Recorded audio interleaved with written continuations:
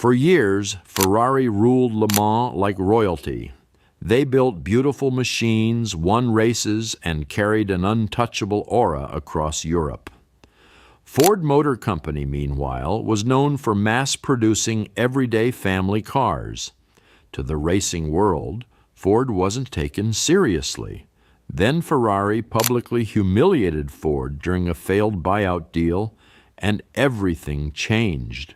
This is the story of how Ford went to war with Ferrari and changed racing forever. In the early 1960s, Ford Motor Company was dominating the streets with practical family cars, trucks, and sedans. But across Europe, one name carried pure racing royalty: Ferrari. Now, Ferrari was building legends. Every red machine that screamed down a racetrack added to Enzo Ferrari's myth. And Henry Ford II wanted a piece of that magic. Ford knew building a racing reputation from scratch would take years. Buying Ferrari, though, that was the shortcut. Overnight, Ford could go from reliable American automaker to a global performance powerhouse.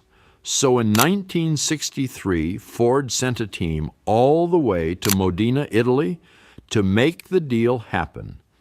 And for a moment, it actually looked like Ferrari was about to become American-owned.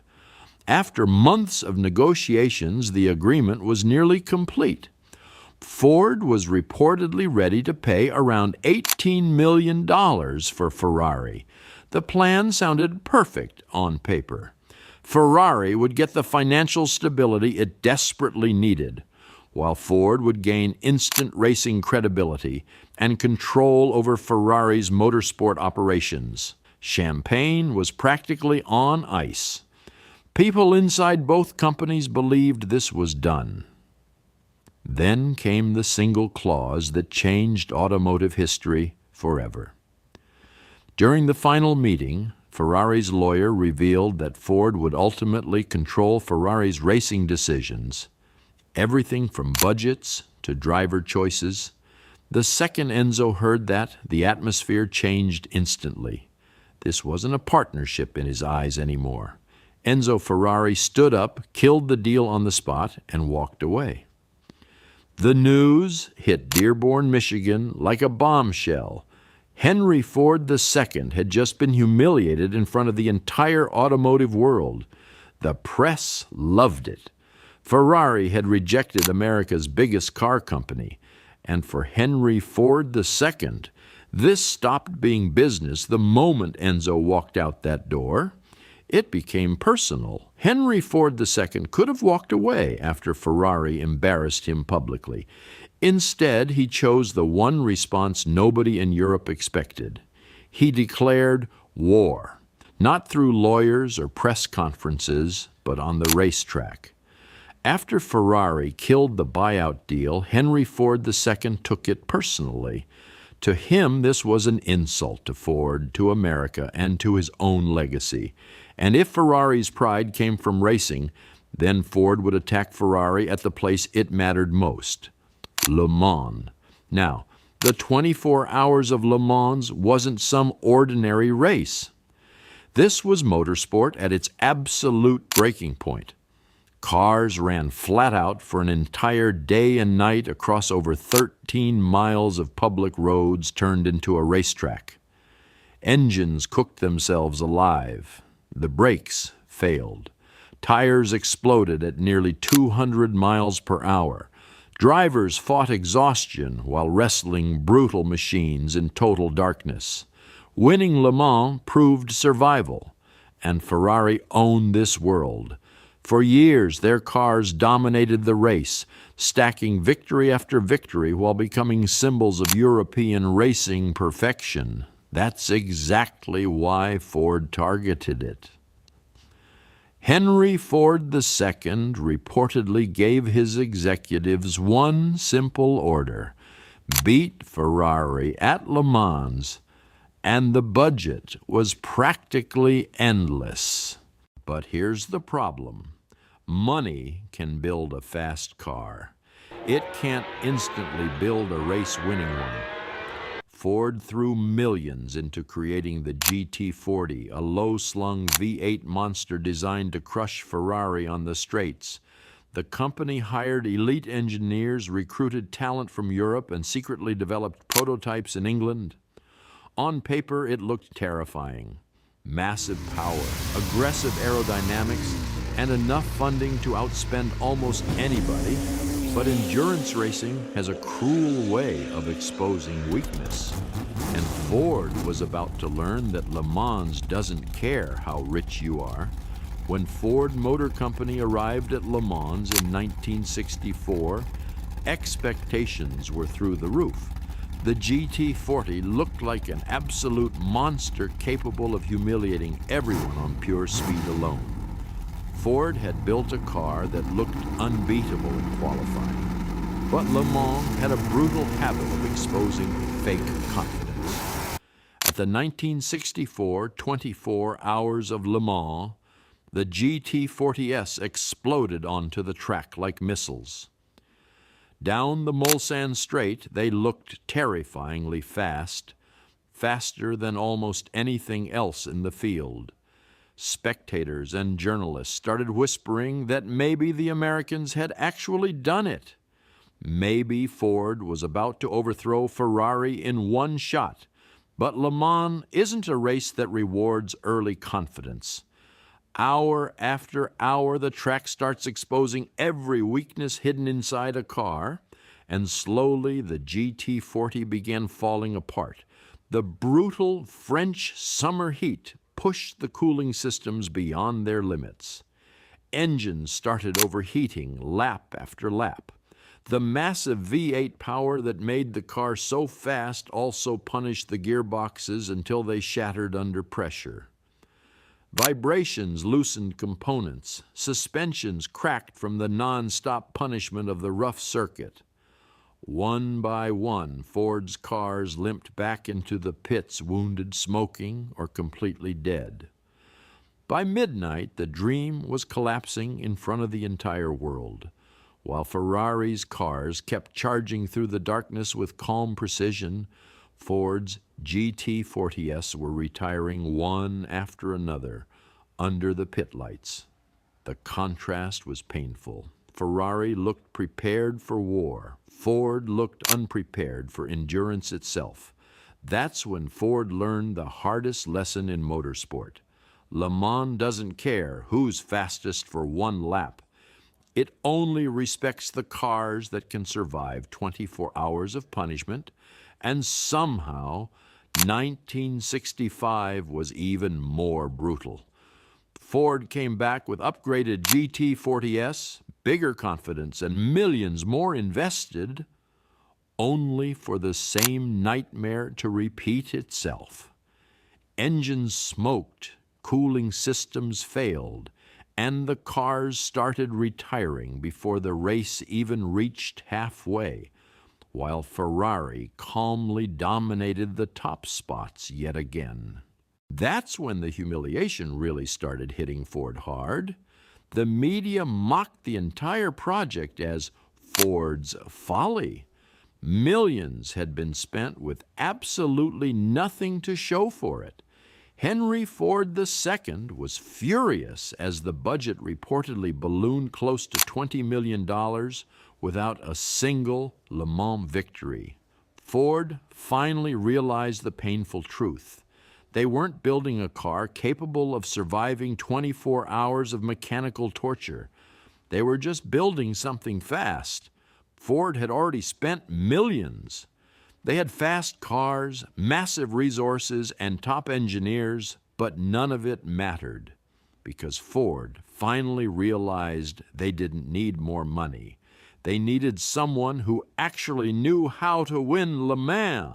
Meet Carroll Shelby. Shelby wasn't polished or corporate. He was a tough Texas racer who had already beaten Europe before. Despite serious heart problems, he had won Le Mans in 1959, driving for Aston Martin, and later became famous for stuffing massive Ford V8 AS into lightweight Cobra roadsters that embarrassed European sports cars. By late 1965, Ford handed Shelby the broken GT40 program with basically one mission: fix it. Shelby immediately changed the philosophy: forget building the fastest car on the grid, build the one that refuses to die. He brought in legendary test driver Ken Miles, and together they tortured the GT40 through endless testing.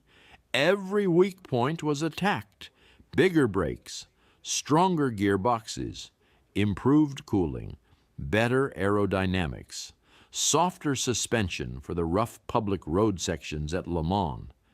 Even the engines were tuned for endurance instead of raw peak power. And by 1966, Ford finally had something terrifying on its hands. The new Mark II GT40 was durable, stable, and brutally reliable.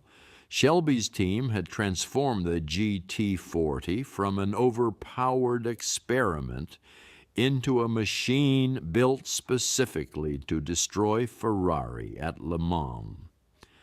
And for the first time, Ferrari started paying attention.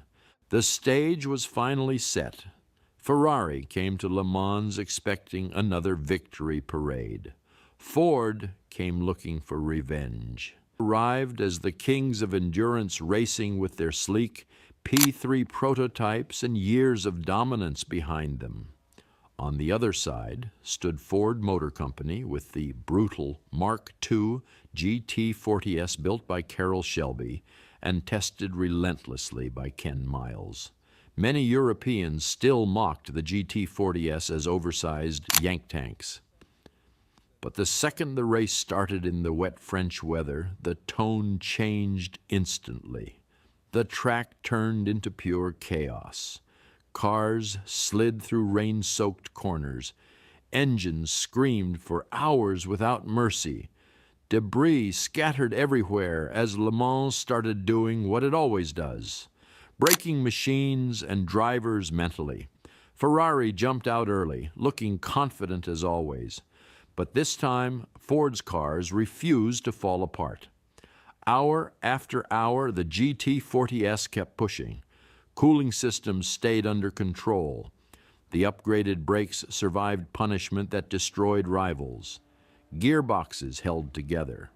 While Ferrari's cars slowly began suffering failures, Ford's cars just kept going lap after lap, refusing to quit.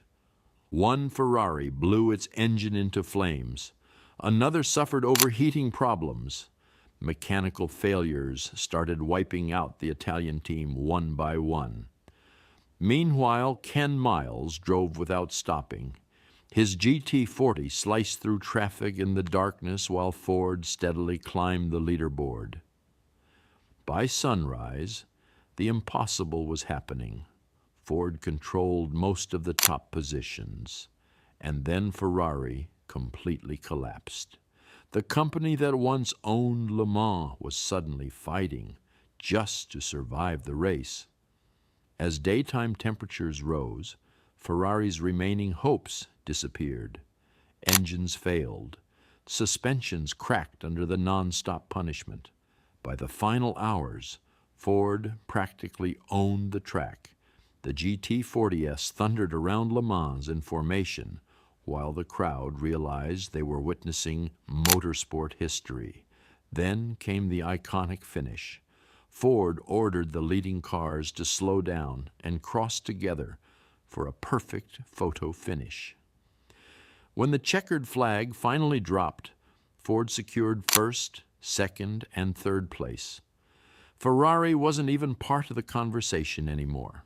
After years of humiliation, Ford hadn't just beaten Ferrari, they had destroyed them on Ferrari's biggest stage.